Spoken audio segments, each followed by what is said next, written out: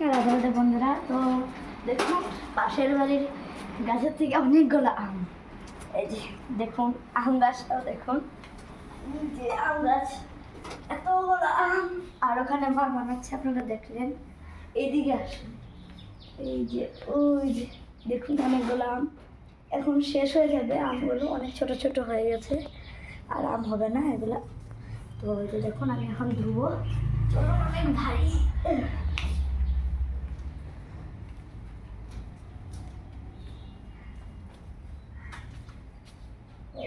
আসুন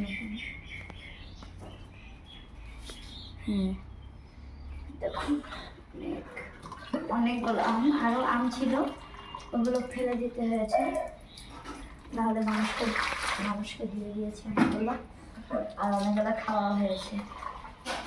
আর আম গুয়াহাটির থেকে কিনে এনেছে পাপা, ওগুলো দেখাবো আপনাদের। অনেকগুলো আম দেখুন, এদিকে আসুন। এটা হলো ওদিকে একটা গাছ আছে, এটা অনেক বড় আম। এগুলো কিনতে দেখুন অনেক বড় আম, এগুলো কিন্তু কিনা না, এগুলো সব পাশের বাড়ির গাছের আম। ওরা বলেছে অনেকগুলো পচা আছে, দেখুন এগুলো পচা পচা, এগুলো ভালো আছে দেখুন।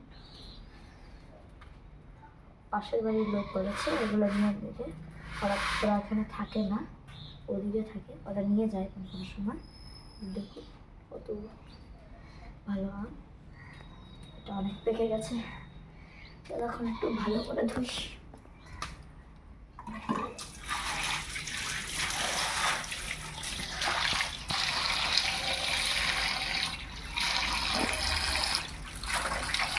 এখন আমার হালকা লাগছে, এগুলো এই তিনটে আম ছিল অনেক ভারী। আসলে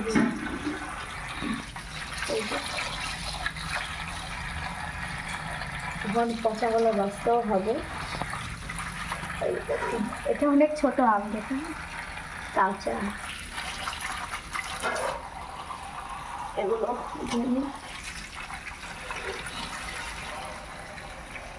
এগুলো যদি পড়ে যায় তাহলে একটু ফেটে যায়, তার জন্য একটু ঘুম হয়ে যায়। দেখুন এই যে পড়ে ফেটে এরকম হয়েছে এগুলো। তোমার ধোয়া হয়ে গেল, আমি একটু দেখুন অনেকগুলো জল পড়ছে। আমি আমটা রাখলাম এখন। আর গুয়াহাটির থেকে আমগুলো এনেছে, ওগুলো দেখাচ্ছি আসলে। আগে তো অনেকগুলো ছিল, এগুলোর মধ্যে কোনো ইসে নেই, মানে ওষুধ মেশানো নেই, তো এতটুকুই আছে। মানে এক ট্রে ভর্তি এনেছিল একদম, ওগুলো খাওয়া হয়ে গেছে। এই যে এই আমের নাম হলো ভাগলপুরি আম। দেখুন এখন বাড়িতে আম অনেকগুলো ছিল, সব খাওয়া হয়ে গেছে। পাপা কাঁচা কাঁচাই এনেছিল, আর যেহেতু ওষুধ দেওয়া নেই, তো এদিকে আসুন ভগবানকে দর্শন করুন। এই যে, আর এখানে একটা আম আছে, এই যে ঠাকুর ঘরে একটা আম আছে। তো আজকে তো হরে কৃষ্ণা।